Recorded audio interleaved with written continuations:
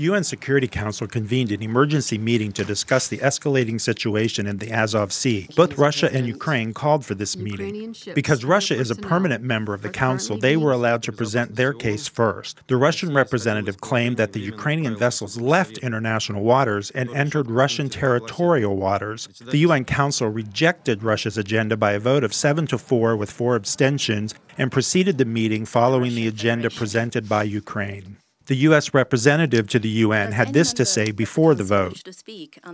We strongly support Ukraine's sovereignty and territorial integrity within its internationally recognized borders, extending to its territorial waters. We express our deep concern over the incident, which represent a dangerous escalation and violation of international law.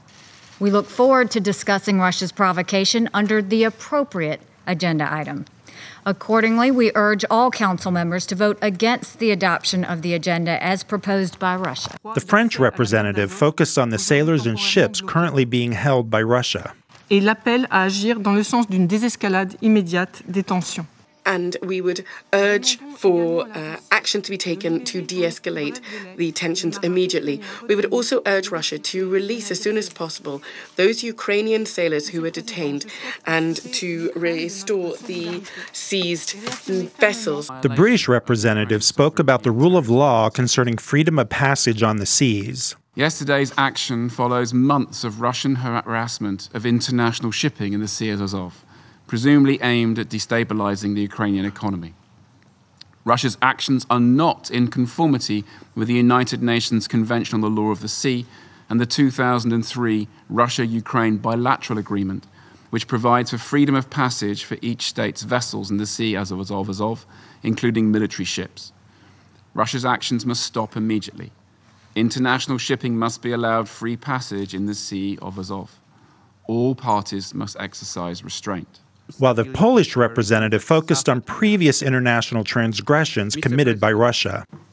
After the aggression against Georgia, the illegal occupation of Crimea, fueling the conflict in the Donbas, building the Kerch Bridge without the consent of the authorities in Kiev, farcical elections in the separatist regions in November 2011, Russia violated Ukraine's navigation rights. We strongly condemn Russia's aggressive actions. The UN Undersecretary for Political Affairs said this. The UN underlines the need to fully respect the sovereignty and territorial integrity of Ukraine within its internationally recognized borders in accordance with relevant General Assembly and Security Council resolutions. The representative from Ukraine began his statement by bringing up the Winter War of 1939. The Soviet Union initiated a false flag operation as a pretext to invading Finland. To bolster this line of thinking, the Ukrainian Foreign Minister Pavlo Klimkin said later that this incident could be used by Russia to totally blockade the Black Sea coast of Ukraine. Back at the UN, the Ukrainian representative continued with this. I have to emphasize that according to the international law, Crimea and respective territorial waters are the Ukrainian territory, temporarily occupied by the Russian Federation.